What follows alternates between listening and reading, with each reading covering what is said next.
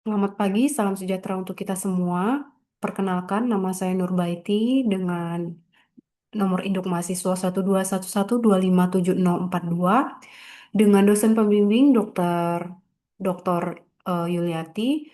Di sini saya akan mempresentasikan hasil makalah ujian akhir semester saya yang berjudul Analisis Fraud, Konflik Kepentingan dan Budaya PT Medika Nusantara. Sebagai pendahuluan, kita ketahui bahwa industri alat kesehatan merupakan salah satu sektor yang memiliki risiko tinggi terhadap praktik fraud dan korupsi karena melibatkan nilai transaksi yang besar. Selain itu, proses pengadaan yang kompleks serta interaksi intensif antara perusahaan penyedia dengan institusi layanan kesehatan. Dalam konteks rumah sakit pemerintah, proses pengadaan barang dan jasa seharusnya dilaksanakan berdasarkan prinsip transparansi, akuntabilitas, akuntabilitas, persaingan sehat, efisiensi, dan kepatuhan terhadap regulasi. Sebagai latar belakang juga kita tahu bahwa kasus PT Medika Nusantara menggambarkan terjadinya berbagai bentuk penyimpangan seperti suap kepada pejabat rumah sakit, kemudian pengaturan tender, markup biaya hingga penutupan hasil audit internal, dan kondisi tersebut menunjukkan lemahnya sistem pengendalian internal, budaya organisasi yang permisif terhadap fraud, serta rendahnya komitmen pemimpin terhadap tata kelola perusahaan yang baik atau corporate governance atau GCG. Terungkapnya kasus ini melalui whistleblower menunjukkan bahwa mekanisme pengawasan formal gagal mendeteksi penyimpangan secara efektif. Oleh karena itu, diperlukan analisis yang komprehensif menggunakan berbagai pendekatan seperti fraud triangle, fraud diamond, corporate governance, business ethic, whistleblowing system, ISO eh, 37001, Anti-Bribery Management System, ESG, dan Compliance Management untuk mengidentifikasi akar penyebab sekaligus merancang strategi pencegahan yang berkelanjutan. Adapun rumusan masalah dalam makalah kali ini yaitu bagaimana bentuk fraud yang terjadi pada PT Medika Nusantara, apa akar penyebab terjadinya fraud berdasarkan berbagai teori yang ada, bagaimana dampaknya terhadap perusahaan dan stakeholder, serta bagaimana strategi pencegahan fraud melalui penerapan tata kelola perusahaan yang baik, dan bagaimana strategi mencegah fraud itu melalui penerapan tata kelola perusahaan yang baik, serta bagaimana desain sistem pengendalian internal yang efektif, dan yang terakhir adalah bagaimana roadmap implementasi budaya anti korupsi di perusahaan. Dan adapun tujuan dalam penelitian kali ini adalah menganalisis kasus menggunakan berbagai teori, mengidentifikasi penyebab utama terjadinya fraud, menjelaskan dampak terhadap stakeholder, menyusun strategi pencegahan fraud, mendesain sistem pengendalian internal, serta menyusun roadmap implementasi tata kelola anti korupsi. Adapun ringkasan kasus yang dapat saya jelaskan adalah bahwa PT Medika Nusantara merupakan pemasok alat kesehatan bagi rumah sakit pemerintah. Di audit internal, itu ditemukan bahwa pemberian komisi kepada pejabat rumah sakit, tender telah diatur sebelumnya, adanya markup harga alat kesehatan sekitar 40%, markup biaya pelatihan, laporan audit tidak dipublikasikan. Dan Direktur Utama menganggap praktik tersebut sebagai kebiasaan bisnis yang sudah membudaya. Dan kasusnya akhirnya terungkap melalui whistleblower. Kita identifikasi etika di mana terdapat pelanggaran etika dalam kasus ini. Yang pertama adalah suap atau bribery, di mana pemberian komisi terhadap pejabat rumah sakit itu merupakan salah satu bentuk gratifikasi yang bertujuan memperoleh keuntungan bisnis secara tidak sah. Selain itu, terdapat konflik kepentingan di mana pejabat rumah sakit tidak lagi bertindak demi kepentingan publik atau kepentingan rumah sakit, tetapi demi keuntungan pribadi. Kemudian terjadi kolusi tender, di mana persaingan usaha menjadi tidak sehat karena pemenang telah ditentukan sebelum proses tender itu berlangsung. Selain itu terjadi juga yang namanya manipulasi keuangan, yaitu berupa markup harga dan biaya pelatihan yang menyebabkan kerugian negara. Ada juga penutupan informasi di mana direksi sengaja menyembunyikan hasil audit internal sehingga menghilangkan transparansi dan budaya organisasi yang tidak etis, yaitu pernyataan direktur utama yang menunjukkan normalisasi terhadap praktik korupsi.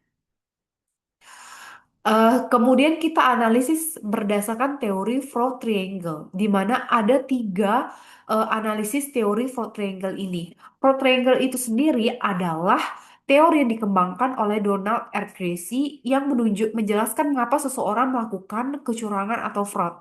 Dan menurut teori ini ada tiga alasan yang paling mendasar, yaitu adalah pressure, opportunity, dan rationalization. Yang pertama pressure, di mana kita lihat bahwa ada target penjualan yang tinggi. Kemudian ada persaingan bisnis dan keinginan mempertahankan kontrak. Sedangkan opportunity yang kita lihat bahwa adanya pengawasan internal yang lemah, audit tidak independen, tender tidak transparan. Dan rationalization di sini adalah direktur menganggap praktik tersebut sebagai kebiasaan bisnis. Artinya pelaku membenarkan tindakannya. Sedangkan analisis teori berdasarkan Fraud Diamond, di mana ada empat eh, hal yang menyebabkan terjadinya fraud. Pada analisis teori fraud diamond ini ditambahkan satu aspek yaitu capability. Jadi, selain tekanan atau kesempatan dan rasionalisasi, pelaku memiliki kemampuan untuk mempengaruhi pejabat, mengatur tender, menyembunyikan audit, mengendalikan bawahan, serta kemampuan tersebut memungkinkan fraud dilakukan dalam jangka yang panjang. Menurut analisis teori corporate governance, di mana corporate governance ini adalah suatu tata kelola perusahaan, sistem, struktur, proses, dan mekanisme yang digunakan untuk mengarahkan, mengelola, serta mengawasi suatu organisasi agar mencapai tujuan secara efektif, efisien, transparan, dan bertanggung jawab kepada seluruh pemangku kepentingan. Di mana kita lihat bahwa secara capability memang perusahaan gagal menerapkan seluruh prinsip dari eh, GCG ini, yaitu prinsip transparansinya tidak terpenuhi, akuntabilitasnya lemah, responsibility-nya juga tidak patuh terhadap hukum, independensinya juga direksinya yang mendominasi, serta fairness-nya juga tendernya tidak adil. Kemudian dari segi analisis etika bisnis, kita lihat bahwa ada prinsip-prinsip etika yang dilanggar. Di antaranya yaitu kejujuran, integritas, keadilan, profesionalisme, kepatuhan hukum, tanggung jawab sosial. Dan budaya organisasi justru mendukung perilaku yang tidak etis. Nah, kemudian kita amati dari analisis teori whistleblowing system, di mana kasus ini baru terbongkar setelah adanya whistleblower. Hal ini menunjukkan bahwa berarti adanya audit internal yang gagal, tidak adanya kanal pelaporan yang efektif, serta perlindungan terhadap pelapor yang belum optimal. Di mana sistem whistleblowing ini seharusnya dia bersifat anonim, independen, bebas intimidasi, dan ditindaklanjuti secara profesional. Kemudian kita tinjau dari anti-bribery management system, itu merupakan suatu standar internasional yang telah diterbitkan oleh International Organization for Standardization atau ISO untuk membantu suatu organisasi agar dapat mencegah, mendeteksi, dan menangani praktek penyuapan. Kita dapat mencegah kasus anti-bribery policy dengan kebijakan yang ditetapkan oleh suatu organisasi yang menyatakan komitmen bahwa pemimpinnya itu melarang, mencegah, dan mendeteksi adanya segala bentuk penyuapan. Serta ada yang namanya due diligence vendor. Adalah suatu proses pemeriksaan, penilaian, dan verifikasi secara sistematis terhadap vendor-vendor atau pemasok sebelum maupun selama menjalani hubungan kerjasama dan memastikan bahwa semua vendor itu memenuhi standar hukum, etika, keuangan, operasional, dan kepatuhan serta tidak menimbulkan risiko bagi organisasi.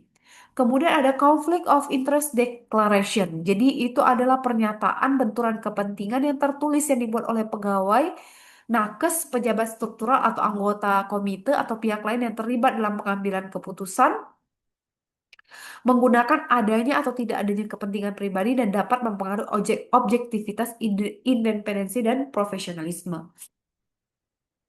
Kemudian kita lihat di sini ada yang namanya gift and hospitality policy, artinya kebijakan yang mengatur pemberian atau penerimaan atau penawaran hadiah atau jamuan oleh pegawai rumah sakit kepada atau pihak eksternal. Jadi tidak bisa sembarang memberikan gift atau pemberian sebuah reward kepada pihak luar. yaitu harus ada batasan dan aturan yang menegaskan hal tersebut. Adanya risk assessment, kita tahu bahwa proses sistematis yang mengidentifikasi, menganalisis, dan mengevaluasi untuk menentukan tingkat risiko yang menghambat pencapaian. Kemudian selain itu ada yang namanya internal investigation. Jadi proses pemeriksaan yang dilakukan oleh pejabat internal secara independen dan objektif dan terdokumentasi untuk segala bentuk pelanggaran etika maupun kebijakan ataupun kode etik yang terjadi sesuai dengan peraturan perundang-undangan. Dan yang terakhir adalah monitoring berkala. Artinya bagian dari continuous quality improvement atau perbaikan yang berkelanjutan, kita harus mendeteksi setiap masalah secara berkala. Tetapi kita juga harus evaluasi efektivitas dari tindakan perbaikan yang telah dilakukan. Apakah sudah efektif atau belum? Kemudian kita lihat dari segi analisis teori ESG bahwa ESG itu adalah Environment, Social, and Governance, di mana itu adalah suatu kerangka kerja yang digunakan untuk menilai bagaimana suatu organisasi mengelola dampak lingkungan, tanggung jawab sosial, dan tata kelola perusahaan. Ada tiga aspek. Yang pertama, environment itu tidak terlalu dominan pada kasus ini. Kalau secara sosial kita jelas merugikan masyarakat. Dan governance itu ada aspek governance itu mengalami gagal total tentunya. Kemudian compliance management, kita kegagalan kepatuhan yang dialami itu berupa tidak mematuhi regulasi pengadaan, tentunya tidak mematuhi hukum anti korupsi, tidak mematuhi juga kebijakan internal dan lemahnya monitoring kepatuhan. Ada stakeholder yang dapat kita analisis di sini bahwa pemerintah tentu mengalami kerugian anggaran. Rumah sakit tentu saja mengalami kerugian yaitu harga alat yang mahal, pasien pelayanannya tentu menurun, investor itu mempunyai reputasi yang buruk, karyawan modal turun, vendor lainnya tentunya memiliki persaingan yang tidak sehat, dan masyarakat juga rugi dalam hal ini akan hilang kepercayaan. Bagaimana untuk analisis risiko bisnis secara hukum, pidana korupsi, suap, dan pencucian uang? Kalau resiko finansialnya, ada denda, ada pemutusan kontrak dan kerugian investasi, ada resiko operasionalnya, terganggunya proses bisnis, resiko reputasi tentu hilangnya atau hancurnya kepercayaan publik terhadap rumah sakit, serta resiko strategis yaitu kehilangan penggalangan pelanggan atau gagal mengikuti tender pemerintah. Bagaimana analisis solusi dalam hal ini? Kita harus juga menganalisis akar penyebab. Menggunakan metode Fishbone diperoleh ada beberapa penyebab utama, yaitu people, integritasnya rendah, kepemimpinannya buruk. Proses apa yang salah? Tendernya di sini tidak transparan. Selain itu juga auditnya lemah. Kemudian ada policy. Policy ini berkaitan dengan SOP yang tidak berjalan, kultur yang terjadi sudah membudaya, dan yang terakhir adalah kontrol. Jadi pengawasannya lemah dan tidak ada compliance officer-nya juga. Apa dampak terhadap perusahaan? Ada dampak internal dan eksternal yang bisa terjadi. Dampak internal berubah kerugian finansial, turunnya moral karyawan, serta konflik internal. Dan eksternal kehilangan kontrak, tuntutan hukum, serta rusaknya reputasi. Alternatif solusi yang lain, strategi pencegahan fraud, tentu kita bisa zero tolerance policy. Itu merupakan organisasi tidak membiarkan dan tidak ada toleransi terhadap segala bentuk fraud atau korupsi atau suap. Fraud risk assessment itu adalah proses mengidentifikasi atau menganalisis resiko terjadinya fraud atau pencegahan yang tepat bagaimana. Kemudian anti-bribery policy, itu kebijakan melarang seluruh pegawai terlibat suap maupun gratifikasi. Vendor due diligence, yaitu pemeriksaan vendor sebelum kerjasama. Rotasi jabatan, jadi jabatan-jabatan juga perlu diputar atau diganti. E-procurement, itu adalah sebuah sistem pengadaan barang dan jasa secara elektronik dan membuat proses lebih transparan dan mengurangi peluang manipulasi atau kolusi. Audit berbasis risiko, pelatihan etika, deklarasi konflik kepentingan, dan whistleblowing system. Desain sistem pengendalian internal mengacu pada COSO, yaitu control environment, kemudian risk assessment, control activities, information and communication, serta monitoring. Program budaya etika perusahaan yang bisa yang bisa dikelola adalah Code of Conduct, Integrity Day, Ethic Training, Integrity Award, Leadership by Example, Anti-Corruption Campaign, Mandatory Compliance Training, Conflict of Interest Declaration, Ethic Ambassador, Annual Ethical Culture Survey. Implementasi tata kelola anti korupsi 0 sampai 3 bulan bisa kita lakukan audit PROUD, Program Compliance Office. Kemudian 3 sampai dengan 6 bulan kita harus penyusunan kode etik dan anti bribery policy. 6 sampai 12 bulan target implementasi ISO. Kemudian tahun kedua digital procurement and fraud analytic. Tahun ketiga bisa ESG reporting, continuous improvement dan sertifikasi ulang ISO. Adapun strategi implementasi yaitu dilakukan melalui 4 tahapan, yaitu melalui komitmen manajemen puncak atau tone of the top dengan menetapkan kebijakan zero tolerance terhadap fraud, membentuk komite etik dan kepatuhan, serta mengalokasikan sumber daya untuk program anti korupsi. Dua, penguatan sistem dan proses melalui penerapan appraisement, strategi tugas due diligence vendor, audit berbasis resiko, dan implementasi ISO, pengembangan budaya integritas melalui pelatihan etika secara berkala, serta monitoring dan evaluasi berkelanjutan menggunakan indikator kinerja kepatuhan atau compliance KPI atau audit internal dan eksternal, survei budaya etika, serta pelaporan ESG secara berkala kepada pemangku kepentingan. Jadi dapat kita simpulkan bahwa kasus PT Medika Nusantara ini menunjukkan bahwa fraud terjadi akibat kombinasi adanya tekanan, kesempatan, rasionalisasi, dan kemampuan pelaku sebagaimana dijelaskan dalam teori fraud triangle maupun fraud diamond. Lemahnya penerapan good corporate governance, budaya organisasi yang permisif, serta penyimpangan, serta tidak efektifnya sistem pengendalian internal menjadi faktor utama yang memungkinkan praktik suap terjadi, pengaturan tender, markup harga, manipulasi laporan audit berlangsung dalam jangka panjang.